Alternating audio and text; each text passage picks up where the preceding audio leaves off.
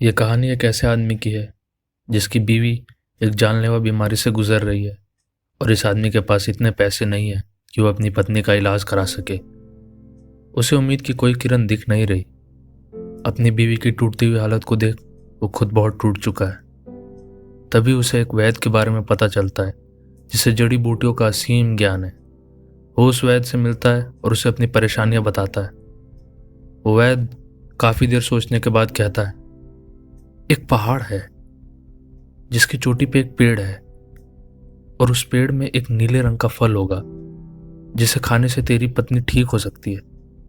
कहाँ है वो पहाड़? वो आदमी पूछता है। महासागर और जंगलों के पार एक ऐसी गुप्त जगह है जहाँ वो पहाड़ है, लेकिन एक दिक्कत है। कैसी दिक्कत? कई सदियां पहले वो पेड़ उस चोटी पे हुआ करती थी, लेकिन इस सदी में कोई भी उस जगह तक पहुंच नहीं पाया है। इसलिए शायद इतने समय बीत जाने के कारण वो पेड़ वहां अब ना हो। वो आदमी असमंजस में पड़ जाता है। एक तरफ उसकी पत्नी जिसके पास ज़्यादा वक्त नहीं बचा और दूसरी तरफ ये पेड़ जहाँ सदियों से कोई नहीं पहुँच पाया। वो चुने भी तो क्या चुने? अपनी बीवी के अंतिम समय में उसका साथ रहे या उस पेड़ के पीछे जाए जो शायद ना भी हो। वो उस सफ़र पे निकल पड़ता है जहाँ जीतने की गुंजाइश बहुत कम लेकिन उम्मीद बहुत ज़्यादा। वो अकेला एक नाव लिए महासागर को पार करने निकल जाता है। दिन रात एक कर और एक दृढ़ निश्चय लेकर वो महासागर पार कर जाता है। महासागर के बाद बारी आती है जंगल की और वो इस जंगल को भी पार कर आखिरकार उस पहाड़ तक पहुंच ही जाता है जहाँ सदियों से कोई नहीं पहुंचा। लेकिन उसका सफ़र अभी ख़त्म नहीं हुआ।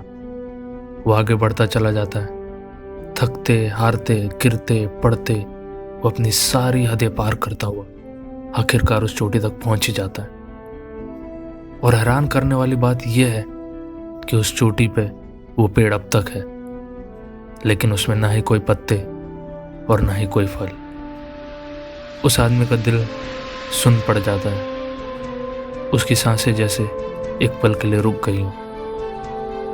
उसकी पत्नी उस बीमारी से जंग हार जाती है। वो आदमी ना ही आखिरी पलों में अपनी पत्नी के साथ रह पाया और ना ही उसे बचा पाया।